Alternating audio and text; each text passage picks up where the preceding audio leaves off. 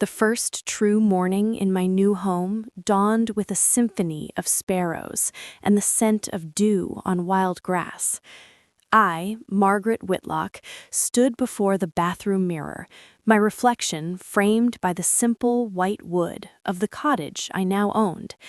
At 69, with silver hair that caught the morning light and laugh lines earned from a lifetime that was more duty than delight, I watched a single tear trace a path down my cheek. But this tear was not born of grief. It was the quiet, profound overflow of a soul finally tasting freedom. For 47 years, I had been Robert's wife.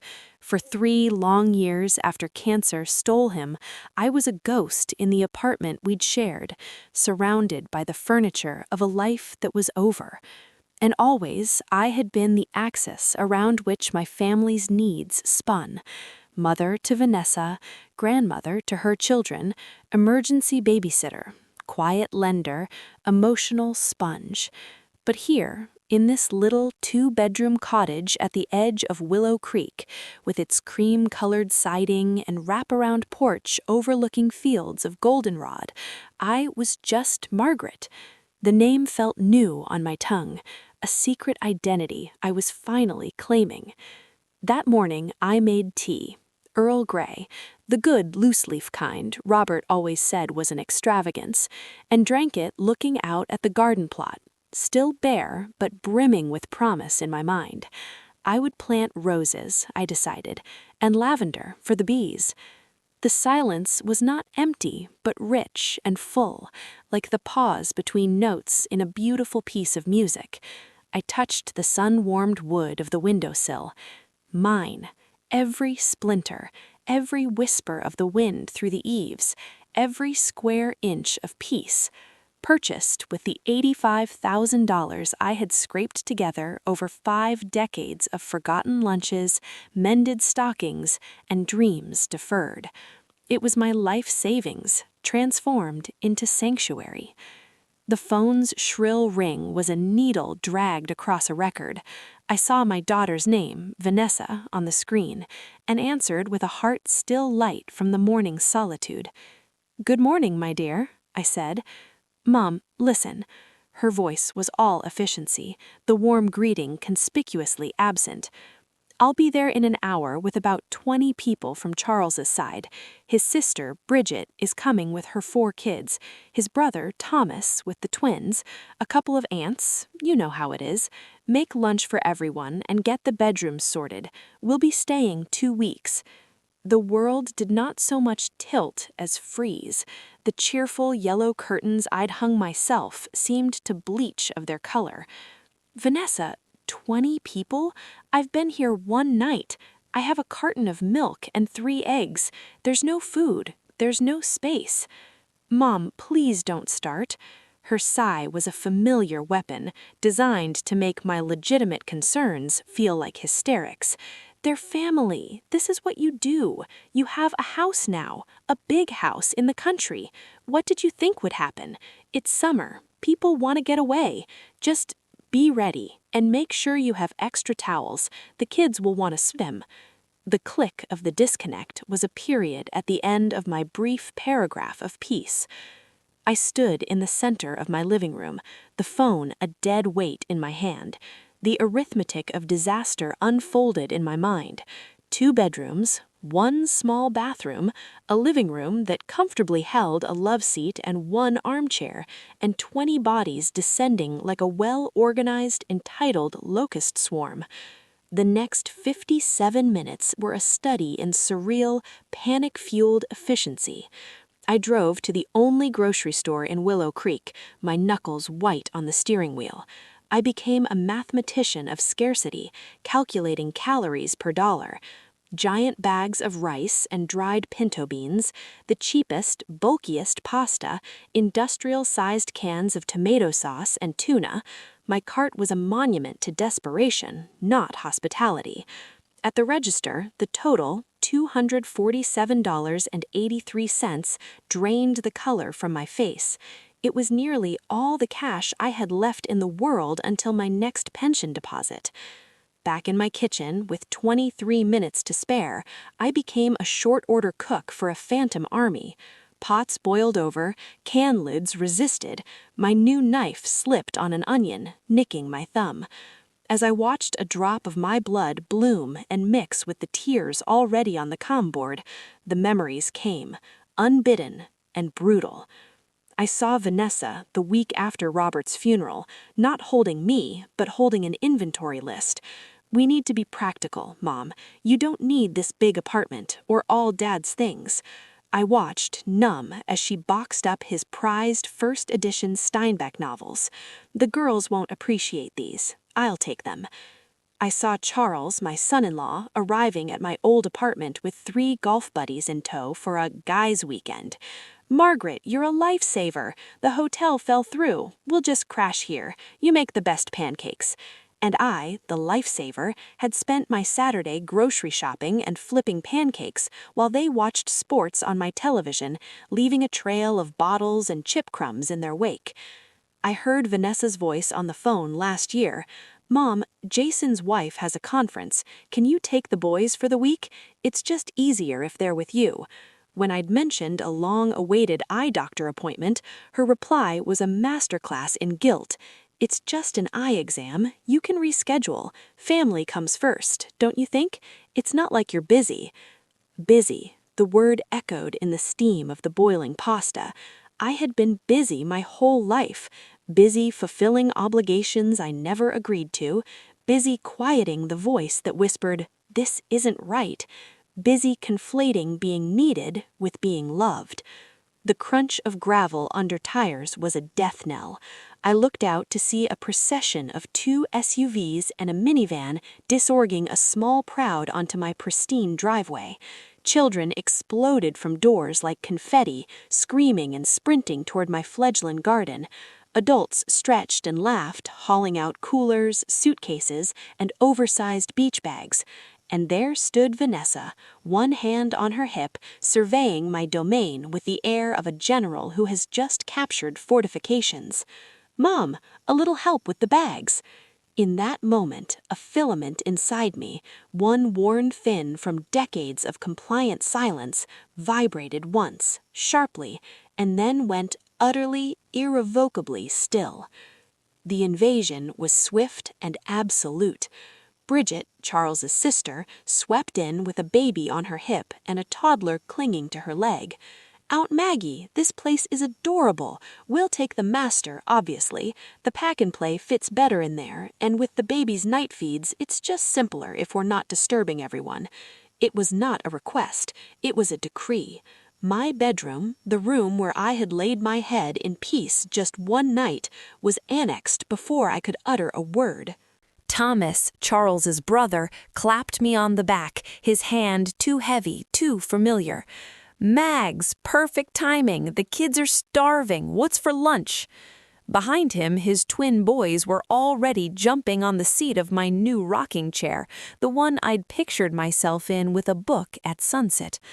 A cocktail napkin appeared in my hand, pressed there by Aunt Lydia. "Dear, we'll need a few things from town. Diapers, formula, the good sunscreen, not the cheap stuff that burns, mosquito coils, extra toilet paper." The list scrawled on it was a paragraph long. I moved through the next few hours in a state of shell-shocked autopilot. I served my meager, overcooked pasta with thin sauce on a mismatched collection of plates, bowls, and, for one of the toddlers, the plastic lid of a storage container. The criticism was a low, polite murmur, but it was there. "Is this all? I thought there'd be a salad, at least." Charles raised his voice over the din. "It's fine, everyone. Maggie did her best. It's not like she was expecting us." He said it with a magnanimous smile, as if forgiving me for my own lack of clairvoyance.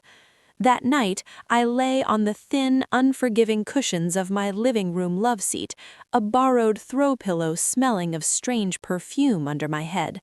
The house echoed with the sounds of my dispossession, the rumble of a man's snore from my bedroom, the giggle of children camped in sleeping bags on my living room floor, the flush of the toilet at 2 a.m. by someone whose name I couldn't remember. In the dark, the spark of anger that had been smothered for years began to glow, not with wild flame, but with a steady, illuminating heat. I saw the equation with cold, clear eyes. They offered family time, a commodity that cost them nothing. In return, they consumed my food, my space, my quiet, my savings, and my sovereignty. Their currency was presence, mine was everything else. It was not a fair trade. It was an occupation. The next morning, chaos arrived with the sun.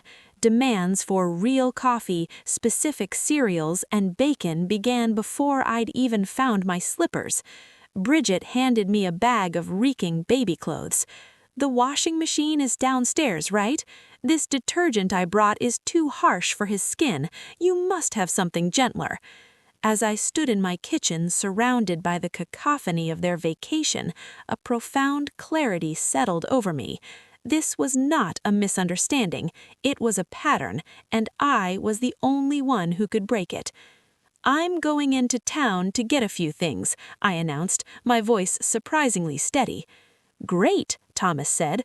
"Grab some steaks for the grill tonight, and more beer, and maybe some of those marinated olives from the fancy deli." I took my purse and my car keys, and I drove away from the chaos, but I did not drive to the grocery store. I parked front of a small, clapboard office with a discreet brass plaque, "Mr. Alistair Finch, Solicitor." For an hour, in a quiet office smelling of old books and lemon polish, I told my story to a man with kind, tired eyes. I showed him my bank receipt from the previous day's grocery run. I described the scene in my home. He steepled his fingers. "Mrs. Whitlock," he said gently, "you are describing trespass and the imposition of a financial burden under duress. The fact they are related to you is irrelevant in the eyes of property law. This is your home. You have the right to quiet enjoyment of it. You also have the right to set terms for any guests, including financial terms." With his help, we drafted a simple visitor's agreement. It listed fair market rates for room and board in the area. It was not an angry document, but a factual one. It made the invisible cost of their visit visible. My next stop was the local bank. The manager, a young woman named Sarah with a keen gaze, reviewed my account as I explained the sudden, drastic withdrawals. "Mrs. Whitlock," she said softly, "would you like me to help you set up some account protections? We can institute a daily spending limit or require two-factor authorization for large transfers. It's a tool some clients use to help stick to a budget." It was a life raft I hadn't known existed. I clutched the paperwork she gave me. My final stop was the market. This time I bought only what I could afford and what I would need when they were gone: a loaf of bread, a block of cheese, some fruit, and a single small steak, for me. The total was $28.17. When I returned, the mood had curdled into impatience. "Finally," Charles boomed. "Where are the steaks? I've got the grill fired up." I set my single grocery bag on the counter. "I didn't buy steaks. I bought food for myself." The room fell into a stunned silence. "What are we supposed to eat?" Bridget asked, her voice sharp. I placed the visitor's agreement and my bank statement side by side on the kitchen table. "I've spent nearly $300 in the last day feeding everyone. That is most of my money for the month. If you wish to continue staying here and would like me to provide meals, here is a fair breakdown of the costs. For all of you, for the remainder of your planned stay, it would be approximately $2,600. You're welcome to review it." The silence that followed was volcanic. Then it erupted. "Are you charging us?" Vanessa's shriek was pure incredulity. "Your own family?" "I am asking for a fair contribution to the household you are using," I replied, my voice calm, almost foreign to my own ears. The onslaught was a torrent I knew well. Guilt, your grandfather would be ashamed. Intimidation, you'll die alone in this house. Wounded betrayal, after everything we've done for you. But the words which once would have carved canyons of doubt in me now splashed against a new solid wall of resolution. I simply repeated the options: contribute fairly, adhere to a strict flour and rice budget, or find other occupations. Just as Charles was looming over me, his face red with fury, a cheerful voice cut through the tension. "Hello, everyone. Anyone home? I'm returning your measuring cup." In the doorway stood my neighbor, Geraldine. She was a spry woman in her 70s, with a wild garden of her own and eyes that missed nothing. She held out my cup, her gaze sweeping the crowded, tense room. My, what a full house you have, Margaret. A family reunion?" Her tone was light, but her eyes locked with mine, offering a silent thread of solidarity. "Something like that, Geraldine," I said, my voice gaining strength. "Lovely," she chirped, not moving.